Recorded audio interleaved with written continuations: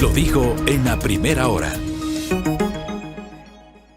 Hablemos de la proyección de lo que se viene, porque a esta hora, finalmente, había la previsión de 52 legisladores para Revolución Ciudadana y 31 para Construye, hablando de las bancadas más numerosas. En tercer lugar, el Partido Social Cristiano con 17, ADN con 12, pero estas tres primeras, RC, Construye y Partido Social Cristiano, por sí solos serán bancadas, de acuerdo a la proyección. ADN no la alcanza, pero puede agruparse con otros legisladores y constituirse en una bancada. Tiene 12, Actuemos tiene 7, Pachacutic tiene 4, Claro que se puede tiene 3, 1 Centro Democrático, 1 Sociedad Patriótica, 2 Reto, y entiendo que hay 1 de Amigo y 6 de movimientos locales. Ya hasta me he aprendido yo la distribución inicial generada la semana anterior. Pero eso podría variar. ¿Y por qué podría variar? Por la decisión el último fin de semana del Consejo Nacional Electoral de disponer la nulidad en el exterior de la votación de asambleístas nacionales y de los legisladores que representan a los ecuatorianos migrantes.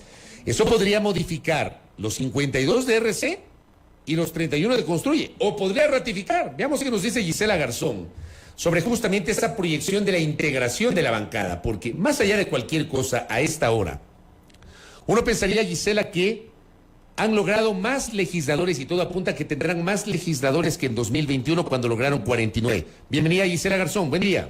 Gracias, un abrazo, Fabricio, Belkis. El Fabri siempre haciendo gala de su excelente memoria. Yo quisiera acordarme así las cosas. Pero sí, en efecto, somos una bancada más numerosa y también debemos reconocer que después de lo que pasó, que el asesinato de Villavicencio, cambió todo, incluso la conformación de la bancada por el porcentaje de votos y el método y la formación de cada una de las listas en cada uno de los distritos nos exponía a un diferente nivel de ingreso de asambleístas. Por ejemplo, en Manabí incrementamos porcentualmente en todos los cantones, e incrementamos porcentualmente la votación del binomio y la asamblea. Pero al haber menos listas, ingresan menos asambleístas de Manabí de los que teníamos el anterior periodo, en la asamblea disuelta. ¿En el anterior tuvieron 8 de 9? Sí. Ahora son 2 menos. No estarán ni Vanessa Álava ni Joao Acuña. Pero el nivel porcentual, tanto para Luis y Andrés como para la Asamblea, fue superior. Pero al haber menos listas, digamos, el método, la fórmula cambia.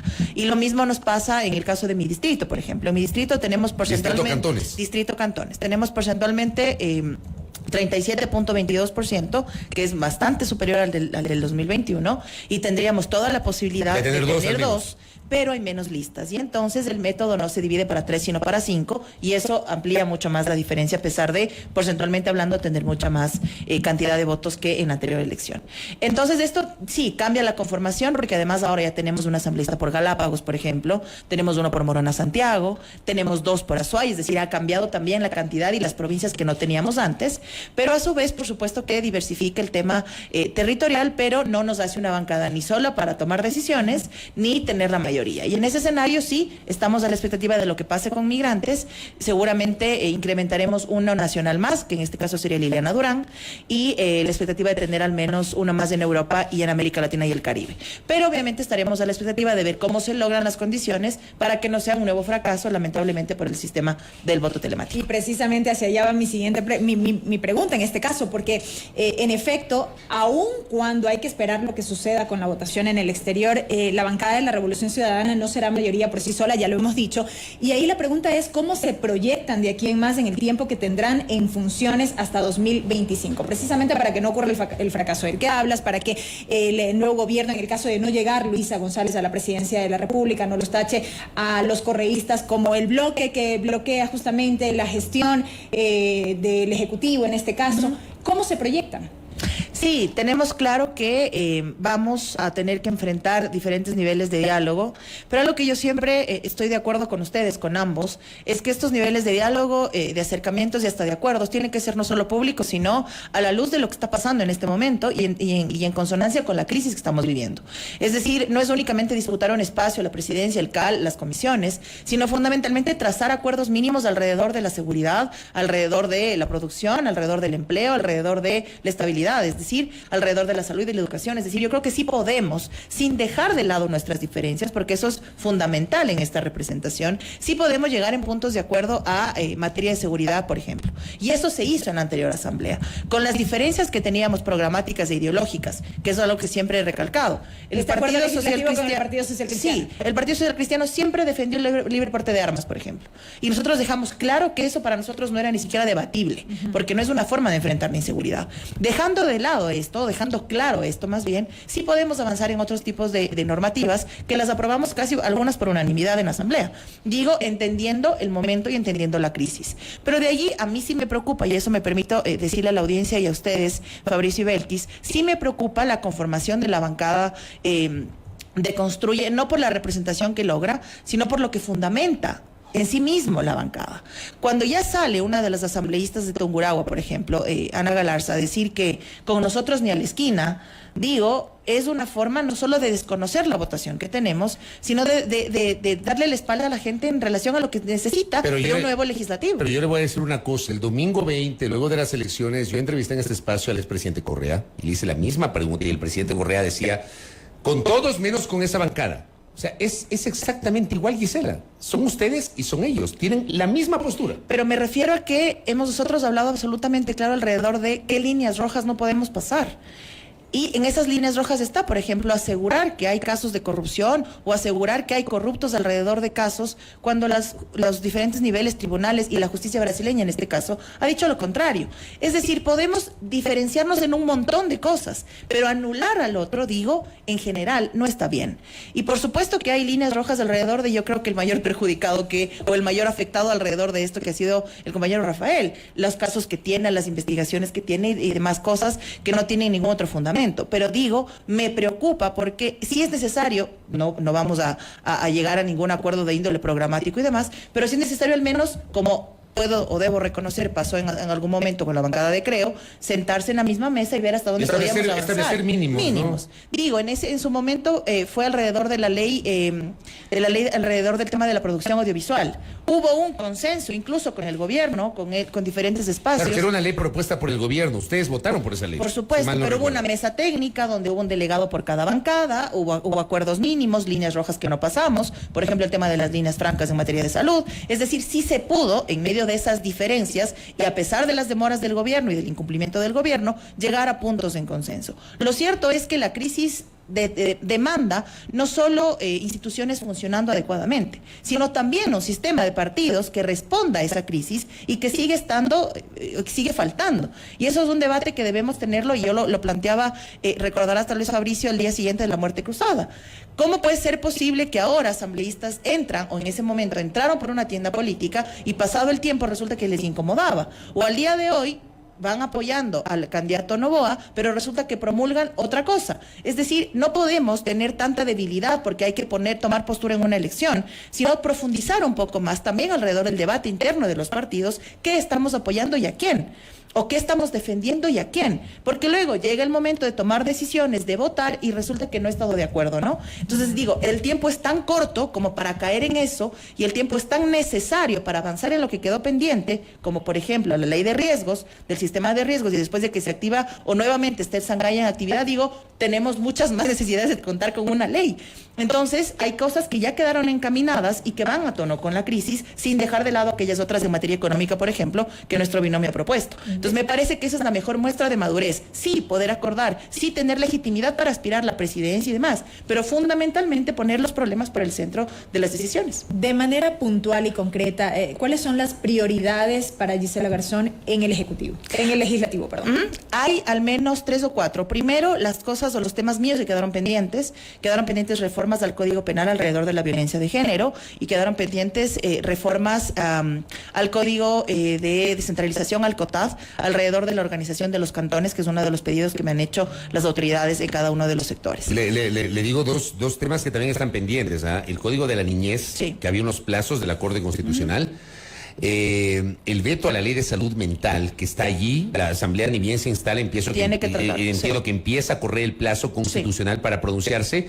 y la enmienda o la reforma constitucional para la participación de los militares, que eso estaba para segundo debate y ahí disolvieron la asamblea. Sí. Digamos, ahí tengo 3 temas que creo que también deben Así es. Además, yo le sumo a ese la ley de riesgos que hacía mención previamente, tanto por el fenómeno del Niño como por el Cotopaxi, como por lo que mencionaba el Sangay. Y en el caso, al menos en los cantones Mejía, en Rumiñahui, es la preocupación muy fuerte lo que pase con el Cotopaxi, porque no hay un sistema de contingencia ni nada. Y además de eso, está pendientes reformas a la ley de aguas, que también fueron presentadas y estaban en tratamiento, y la consulta prelegislativa a la ley de comunas. Digo, hay que retomar los plazos alrededor de eso. La consulta fue aprobada por el Pleno. Es decir, la comisión debe empezar a sesionar a nivel nacional porque eso tiene que estar listo en menos de un año. Entonces, son cosas que quedan sobre el debate. Además de lo que ha mencionado Fabricio, yo me atrevo a poner algo más en el debate porque es urgente, y es el Código de Salud. El Código de Salud fue vetado por Lenín Moreno, ya se cumplió el año de veto total y deberíamos estarlo debatiendo de nuevo. Y habrá las condiciones políticas para eso, Gisela, porque esa ha sido la discusión eterna alrededor de ese tema, así como también alrededor del Código de Trabajo. Ha sido, digo, una preocupación además porque enfrentamos una pandemia sin Código de Salud. Y entonces por eso es que la ley humanitaria pudo llegar a hacer ajustes alrededor de los médicos, por ejemplo, contratados en pandemia y después despedirlos con esa misma justificación. Y digo, el Código de Salud además en este momento se vuelve no solo necesario, sino un fundamento para enfrentar la crisis del sistema de salud, que no solo es una crisis de medicamentos y falta de abastecimiento, es una crisis de falta de profesionales y de entender las nuevas necesidades, de hablar, por ejemplo, de parto humanizado que tiene el Código de Salud, de hablar de la utilización de otros procedimientos para atenuar el dolor. Es decir, el Código de Salud también requiere un análisis adicional, pero para eso hay que desbloquearlo. Y desbloquearlo significa ponerlo en el debate otra vez. Y son necesidades urgentes, sí, lo que has mencionado, por supuesto.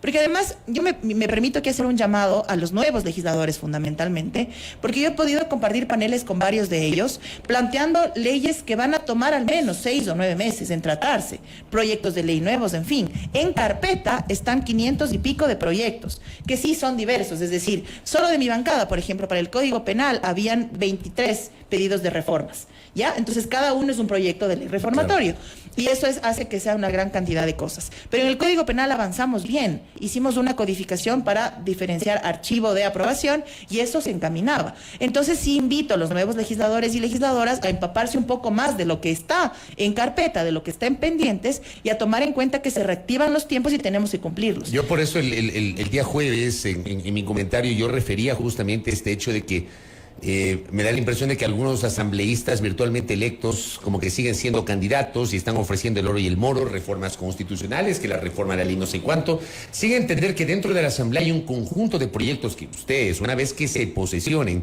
el equipo técnico de la asamblea debería revisar y sistematizar esos 500 y pico de proyectos y establecer prioridades. Así es, totalmente. O sea, no caer en el populismo. De acuerdo. Por ejemplo, yo compartí un espacio donde proponían una ley para generar círculos alrededor de las escuelas para que no se profundice el microtráfico. Una ley que proponía la creación de la policía antimafia. Una ley que proponía ajustar reformas al Código de la Niñez y Adolescencia que sigue en tratamiento. Es decir, entendamos sobre lo que estamos, ajustemos lo que podemos presentar, porque además de la legislación queda fiscalización pendiente también. Por ejemplo, en mi caso, cuando me principalizo en julio del año pasado, a la semana de mi principalización, hago un recorrido por 2 escuelas del Milenio abandonadas de Mejía. Levanto un informe junto con las autoridades locales, los padres de familia, en fin. El presidente de la Comisión de Educación de la Asamblea disuelta ni siquiera abrió el ETS. Ese informe nunca lo abrió, jamás. Por lo tanto, nunca convocó la comisión, por lo tanto, nunca respondió la ministra y por lo tanto eso sigue abandonado. Y como mi caso y mis informes, varios otros más. Entonces, también digo, es prudente en medio de lo que estamos viviendo, y al menos eso yo lo puedo decir por mi bancada, que también podamos incluso dividirnos los temas. Ok, vamos a enfocarnos en la fiscalización, ¿quién y de qué manera? Vamos a enfocarnos en la legislación, ¿quién y de qué manera? ¿Cómo hacemos grupos? ¿Cómo dividimos las comisiones? Me parece que optimizar también el funcionamiento de la institución va a propender a que se levante de alguna forma la imagen de la institución y no caigamos en esto de ridiculizar las acciones de la Asamblea por uno u otro que lamentablemente pues lo hicieron así, ¿no? ¿Qué priorizará la bancada en materia de fiscalización y control político? Voy a permitirme antes de la fiscalización hacer un énfasis en materia de economía, porque Luisa y Andrés se han comprometido a la condonación de deudas con la banca pública hasta $10,000 y el refinanciamiento de las deudas superiores a esas con intereses, con bajos intereses. Y eso requiere una ley económica urgente. Entonces, siendo gobierno, recibiremos inmediatamente esa ley económica urgente y también tendremos que tratarla en los plazos establecidos. Eso como para hablarlo también alrededor de las ofertas de campaña. Y otra de las cosas que está en pendiente y que es una de los compromisos míos propios es lo que pasa con el precio de la leche y la cadena láctea, el uso de suero y la leche en polvo. Y esa es una de las cosas que también están sobre la mesa y sobre los compromisos que hemos asumido. De allí, en materia de fiscalización, además de lo que he mencionado, me parece fundamental, y es una de las cosas que también le propondré a la bancada en los próximos días que nos reuniremos, evaluar qué está pasando alrededor del control del Ministerio del Trabajo. Hay decenas, por no decir centenas, de vulneraciones a los derechos de los trabajadores y trabajadoras en diferentes niveles, y eso el Ministerio de Trabajo no ha hecho ni dicho nada. Y en materia de fiscalización, además, por supuesto que acciones del gobierno saliente. Lo que está pasando ahora mismo con el tema de la gasolina es preocupante, con el tema de los combustibles es preocupante. Y entonces ponemos sobre el debate nuevamente que la forma de salir de la dependencia del petróleo era utilizando esos recursos para enfrentar lo que necesitamos como país. Y queda, en términos procedimentales, no ha sido algo hablado a la interna de la bancada, pero queda en términos procedimentales el curso del juicio político al presidente. La sesión fue suspendida. Es decir, retomar ese tema? No lo hemos hablado, pero digo, procedimentalmente hablando, deberíamos hacerlo porque es una sesión suspendida que se podría retomar tomando en cuenta los plazos. Hay una diferencia ahí porque no se clausuró la sesión. Es decir, la sesión puede ser convocada esa semana que nos instalemos o un mes después, porque se suspendió. Pero si se hubiera clausurado, sí corrían los 3 días de votación. Pero si bien no lo han hablado a la interna, ¿cómo percibe usted el ánimo internamente al interior de la bancada, de la Revolución Ciudadana en sí misma? Tenemos claras las prioridades y las urgencias del país, y eso es absolutamente prioritario en lo absoluto. Digo, es claro y valga la redundancia, eso es una prioridad. Pero en términos procedimentales, va. Ahora, no va a depender únicamente de nosotros porque no tenemos todos los votos, entonces también dependerá un poco de la postura de las otras bancadas. Pero digo, va a ser un tiempo, además, yo lo veo difícil porque cada una de las bancadas lleva también sus propias acciones. Yo puedo hablar por la mía. Entonces, sí, llamo e insto a que cada una de las comisiones tenga la posibilidad y la capacidad de tener claridades alrededor de qué está pendiente, qué tiene que avanzar. El tema del Código de la Niñez estaba, hasta donde recuerdo, puedo ser imprecisa en esto, cerrado el libro cuarto, que era, digamos, el más fuerte en contenido, y estaba por tratarse, faltaba pulir lo último. En términos del COTAD, también estaban adelante reformas alrededor de eso en la Comisión de Gobiernos Autónomos. Estaba sobre el debate alrededor de lo que está pasando con el tema del banano en el país, porque el clima afecta mucho, sobre todo por el fenómeno del Niño, afectará mucho a la producción de la costa. Es decir, todas esas cosas se fueron encaminando. Sí puedo reconocer que los últimos meses de la Asamblea disuelta avanzamos en varias cosas, además del juicio del presidente de la República. Pero por supuesto que no va a bastar cuando hay tantas necesidades sobre el tapete. Y yo sí creo, y es una de las cosas que lo planteo de manera personal, que sí estamos en condición de enfrentar la crisis institucional siendo no solo maduros políticamente, sino estando a tono con lo que hablamos con la gente en la campaña. Yo no puedo regresar a Mejía y verle a la gente a los ojos y decirle, no, prioricé esto u otro por encima de lo que ustedes me han pedido todo el tiempo. En el caso del Cantón, el tema de riesgos y el tema de la leche; en el caso de la salud, la falta de medicamentos y la fiscalización alrededor de eso. Digo, son cosas que además a nosotros nos permiten regresar donde la gente y decirle, hicimos el encargo que ustedes nos han dado. ¿Ustedes buscarán la presidencia de la Asamblea, Gisela? Me parece que no solo nosotros, sino todas las bancadas o las que sean bancadas lo van a hacer. Hay que aclarar que cualquier legislador, cualquiera de los 137, porque hay también a veces como que no se entiende, ¿no?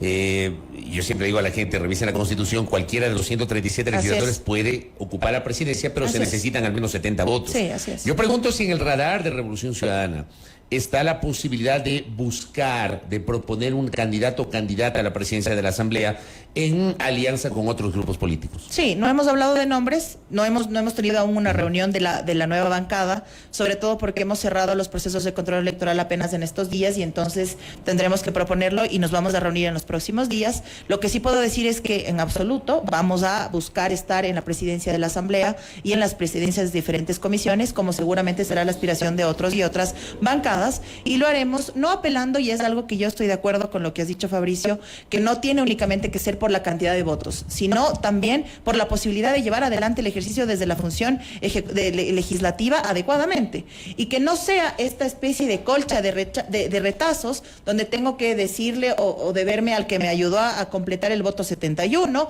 o al que me ayudó a tener la mayoría, que fue lamentablemente lo que pasó al arranque de la legislatura con esta alianza entre Creo, Pachacuti y una parte de Izquierda Democrática. Digo, eso nos dio cuenta que no funcionaba la Asamblea, no porque no haya condiciones, sino porque no había voluntad política para que avance. Y en ese sentido, sí, por supuesto que tendremos la legitimidad de aspirar y entenderemos las condiciones políticas una vez se defina cómo va a estar conformada la nueva legislatura. Como bancada buscarán la presidencia de la Asamblea con Pierina Correa, como ocurrió o como intentaron hacerlo en 2021. No hemos hablado de nombres. Lo que tenemos claro es que la compañera Pierina tiene que presidir la primera sesión y pues cuando tengamos claridad alrededor de cómo vamos a hacerlo, pues seguramente lo daremos a conocer. Pero aún no nos hemos reunido todavía en la nueva bancada, todos. Hemos tenido reuniones regionales y zonales, sí, para planificar. Me imagino que van a esperar que termine, que se definan la lista nacional y los asambleístas del exterior. Así es, porque además hemos sido quienes más hemos defendido la posibilidad de nuestros migrantes de votar. No solo en una campaña alrededor del empadronamiento, del registro, más bien dicho, que es el término correcto, en el sistema de voto telemático, sino además en las irregularidades que hubo alrededor de la votación días después. Fuimos nosotros quienes hemos levantado la voz, nuestros compañeros candidatos han estado ahí presentes y pendientes, porque además digo, no solo es su derecho, sino es algo justo. Las remesas de los migrantes nuevamente están sosteniendo la economía y que al menos puedan tomar la decisión a través del voto es algo legítimo y justo para ellos y ellas. Entonces, sí estaremos pendientes de eso también. Vamos a tener reuniones próximamente, en los próximos días, sí, una vez que se cierren los procesos en cada uno de los cantones alrededor y provincias alrededor del control electoral, pero cuando tengamos una decisión tomada, la daremos a conocer. Pero algo que sí les puedo decir es que es legítimo que esperemos a tener la presidencia de la Asamblea. Y con esto cierro. Usted hablaba justamente que Pierina Correa, porque encabeza la lista nacional y fue la lista nacional más votada, tiene que dirigir la sesión inaugural de la Asamblea. La propia norma señala que la cabeza de la segunda lista más votada tendrá que ser el subdirector y la cabeza de la tercera lista, la secretaría. ¿Qué pasa con el general Carrillo? Porque el general Carrillo es la cabeza de la segunda lista más votada. ¿Ustedes van a tener algún tipo de pronunciamiento público o el momento que se instale la asamblea, cuando corresponda, van a hacer algún tipo de cuestionamiento? Porque la situación del general Carrillo a nivel jurídico le impediría asumir la curul, Gisela. Y lo sabían. Y digo, es una falta al país, es falta de ética haber hecho campaña con fondos públicos para una asamblea nacional sabiendo que no iba a poder asumir el cargo porque la censura es absolutamente clara. Y en ese sentido lo que corresponde, y eso es algo que es procedimiento parlamentario, nosotros y nosotras presentamos una carpeta con varios documentos que nos pide la institución y eso es evaluado por una mesa de legisladores donde se evalúan los impedimentos y demás, acciones alrededor de la carpeta de cada uno de nosotros. Y en ese momento tendrán que tomar la decisión alrededor de no poder asumir y tener que inmediatamente hacerlo subalterno. Correcto. Gisela, gracias. Gracias a ustedes por la invitación, un gusto. Gisela Garzón, asambleísta o virtual asambleísta electa por la provincia de Pichincha, por el distrito Cantones, por el Movimiento Revolución Ciudadana, con su visión sobre lo que se viene, ¿no? La conformación de la bancada y la próxima legislatura. Primera plana. Todas las noticias, todas las voces.